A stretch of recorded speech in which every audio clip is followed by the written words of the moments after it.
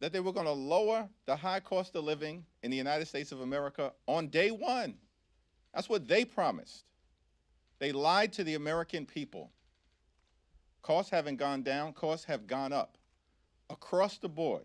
Housing costs out of control, grocery costs out of control, utility bills out of control, child care costs out of control, and health care costs out of control.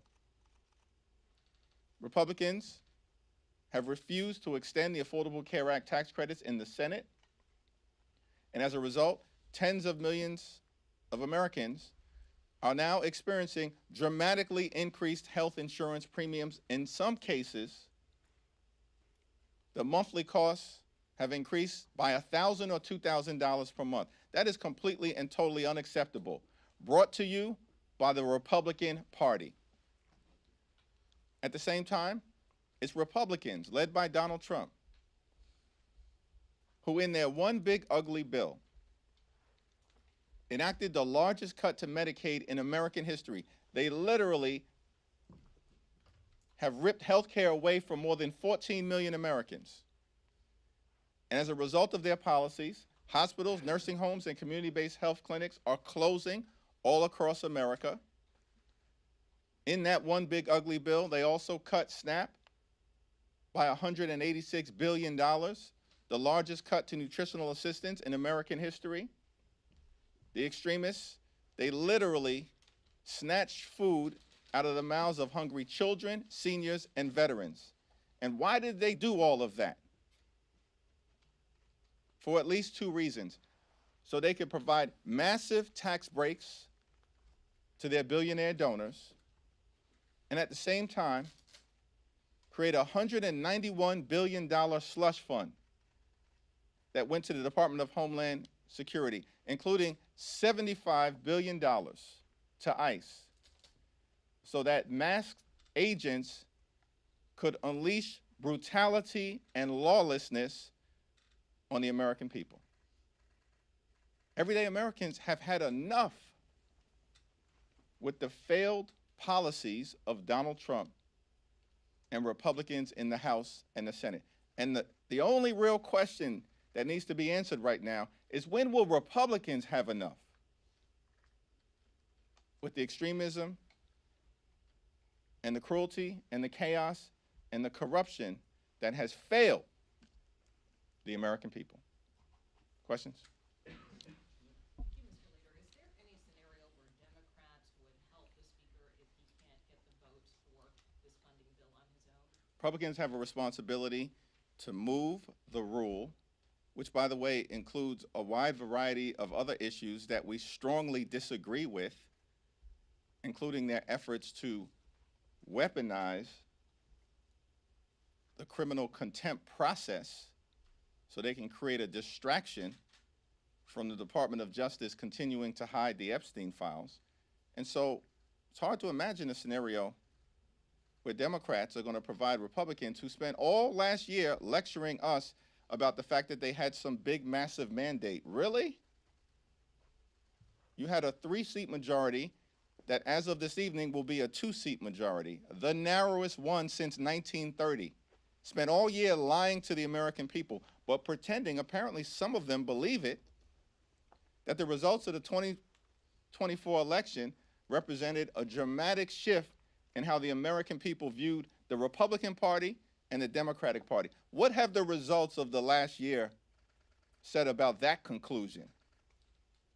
What have the results of Saturday night, deep in the heart of Texas, said about the Republican conclusion? That somehow we were in the midst of some dramatic MAGA makeover. It was a lie then, it's a lie today, and it certainly will be proven to be a lie in November. During the last government shutdown, you spoke about how the American people were on your side. You cited polling and the evidence from all of the travel that you've done across the country. Did the last shutdown and the public sentiment behind it, does that have any bearing on this particular partial shutdown, how Democrats are approaching it? Do you believe that the same way you felt the American people were on your side on the health care fight, they're with you in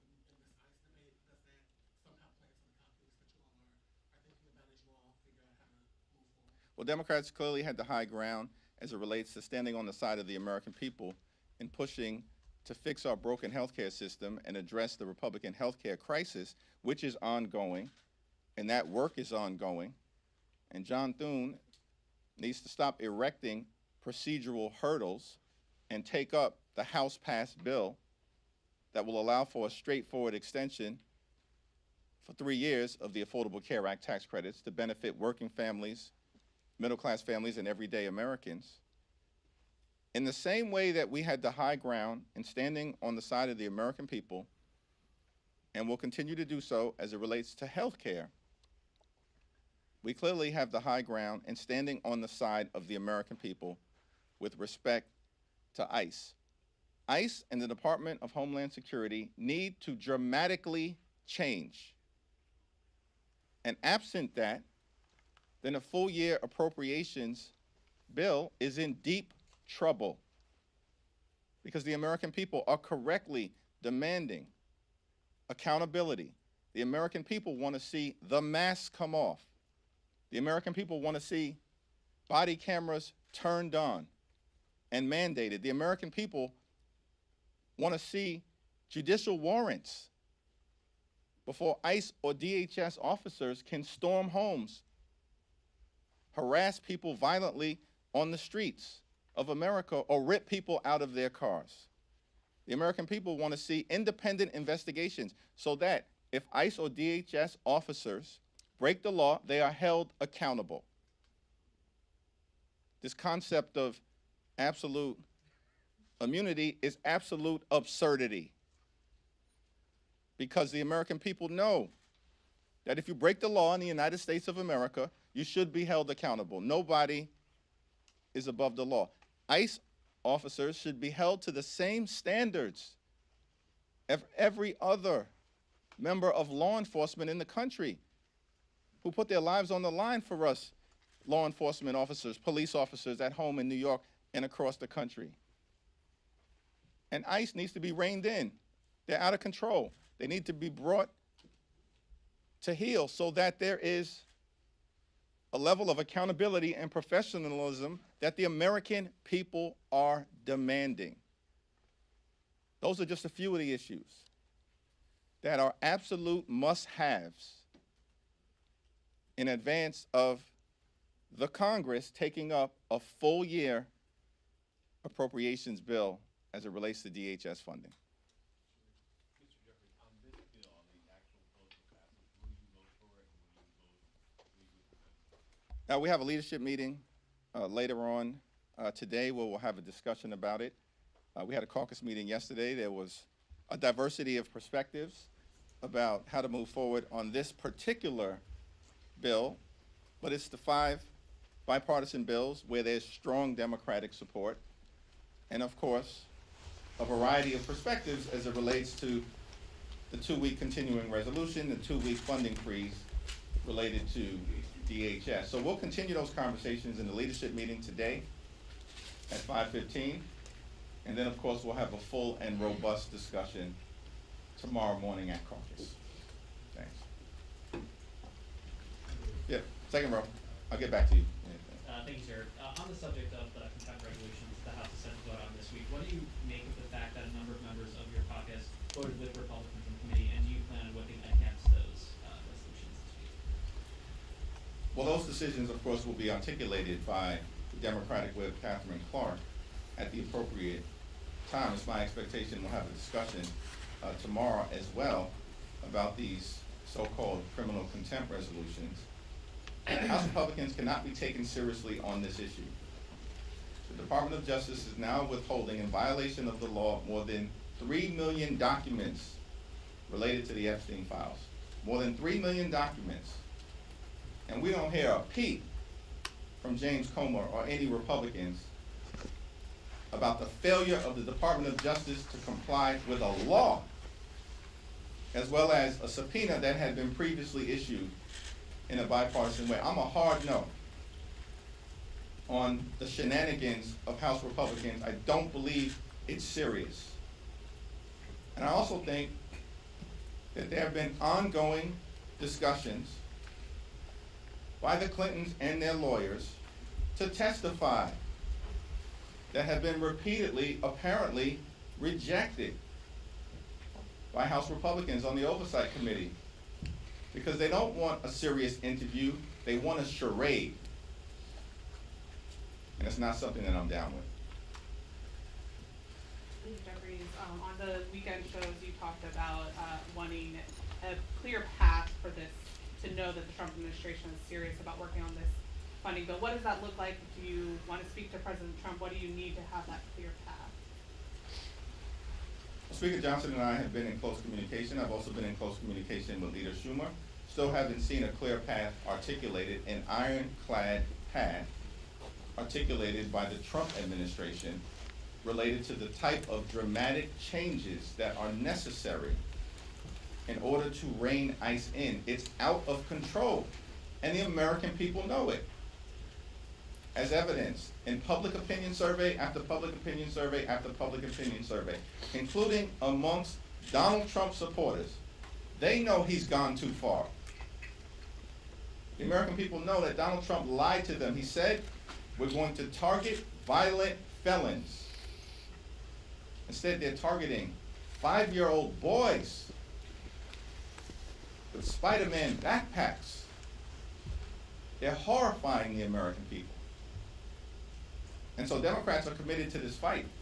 And again, we've made clear, line in the sand, red line. We've articulated the things that will be necessary for there to be a full year appropriations bill connected to ICE funding, because we're standing on the side of the American people, some of whom have been killed in cold blood by ICE in plain sight, horrifying the American people. Thanks. Good afternoon, thank you. You say that your side won't help on the rule, but it sounds like some Democrats might be willing to vote yes on the bill. That's okay? I indicated there's a variety of different perspectives, and we'll continue to have that discussion. And what's the issue with some of them saying yes because they want FEMA money, they have earmarked projects that are important to their districts, they're moderate Democrats from swing states? You'll have to talk to them. Well, but what's, so why is there a difference between the rule and the bill? Republicans are in the majority in this institution that has now been around for more than 200 years. It's hard to cite an example where in an institution that is majoritarian in nature, as you know, where the minority steps in to help the majority pass a rule, when, as I've indicated to you, there are multiple bills within that rule that we strongly disagree with and do not support, separate and apart from the appropriations issue. I mean, that's not too difficult to contemplate. On rare occasions have we stepped in to deal with Republican dysfunction, including in the last Congress, where it related to making sure that we funded our ally Ukraine, because we had to stop the pro-Putin caucus within the House Republican Conference from undermining the free world, our values, democracy, freedom, and truth, as opposed to continuing to play footsie with Vladimir Putin. That was a rare occasion. Hard to cite another example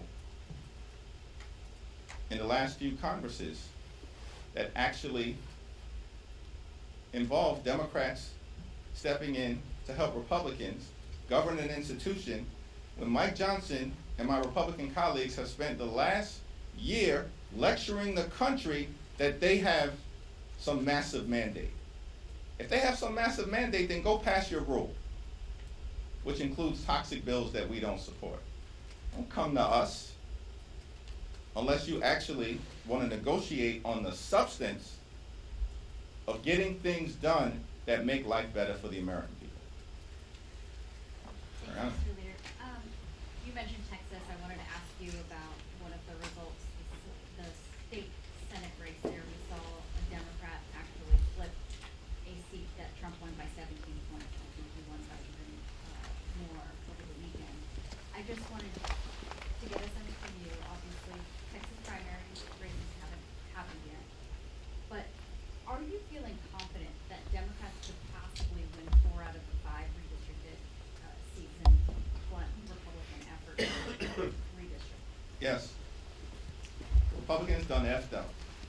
in Texas, and they know it. We knew it months ago. And it's because of a variety of reasons. First of all, they were never going to get 5 seats.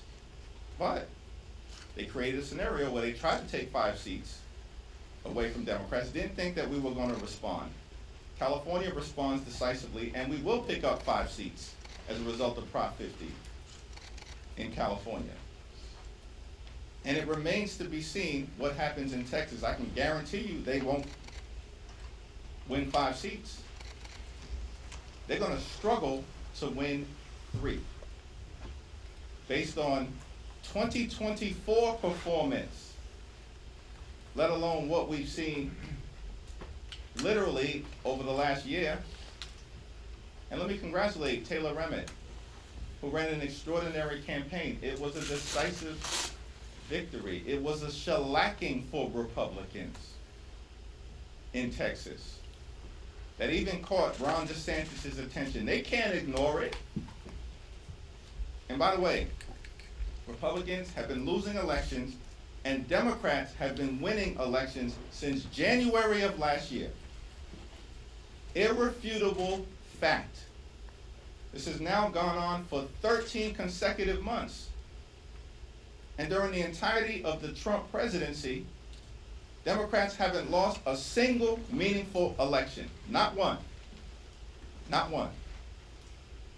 We won the Iowa special election in January. That was a district that Trump had just won by 20 points, a state Senate seat in Iowa. Decisively won an election in February for the Westchester County Executive in a district partially represented by Mike Lawler. In March, we won a state Senate race in Pennsylvania in a part of the Commonwealth where we hadn't had representation in over 100 years. It was a district that Donald Trump had just won by 15 points. In April of last year, we won a special election in the Wisconsin State Supreme Court contest by over 11 points in a state that Donald Trump had just won, where Elon Musk spent over $25 million. In May, for the first time in 12 years, we won the mayor race in Omaha, Nebraska, and elected an African American for the first time ever in the history of that great state.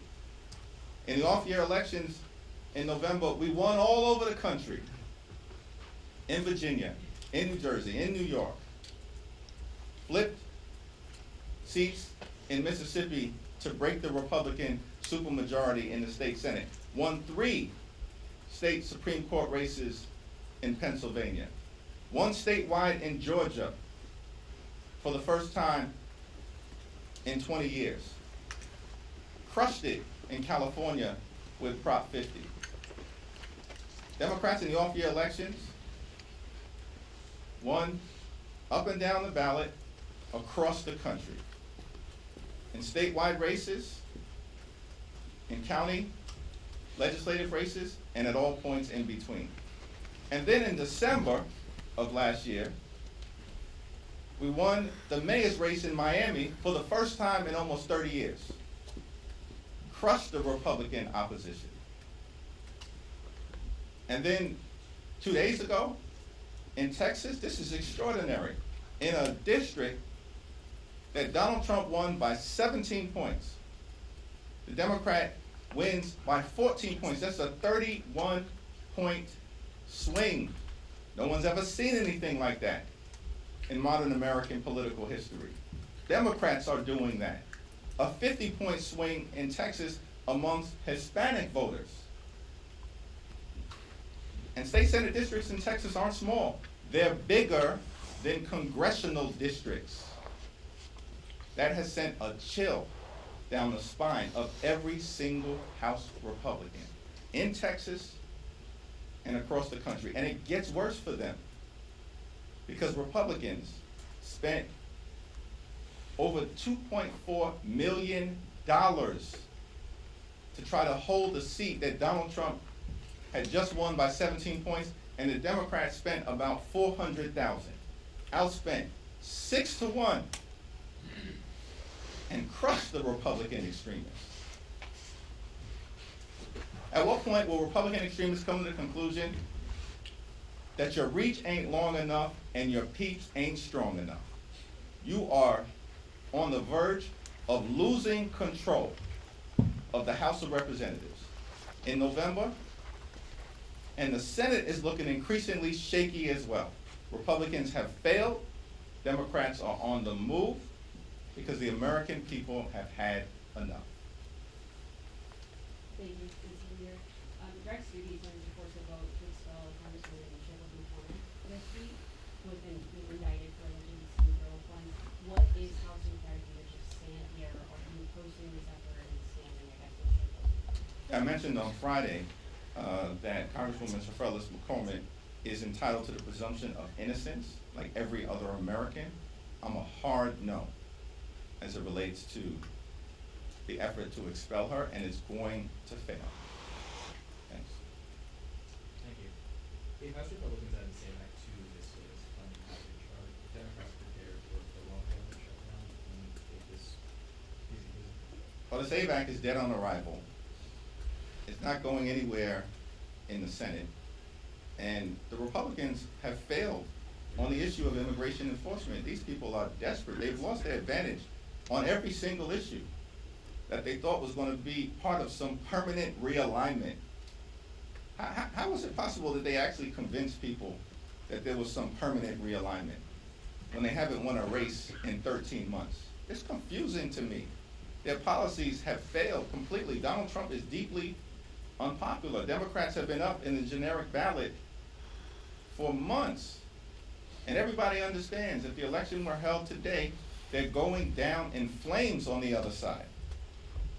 Because Democrats are the only group of people actually focused not on partisan bills like the SAVE Act, so-called SAVE Act, but on actually making life better for the American people, driving down the high cost of living, fixing our broken healthcare system, cleaning up corruption, making it clear here in America, our view, you work hard, you play by the rules, as hundreds of millions of Americans do, you should be able to live an affordable life, a comfortable life, live the good life. That's what Democrats are fighting hard to bring about. Good paying job, good housing, good health care, good education for your children, and a good retirement. Thank you, everyone.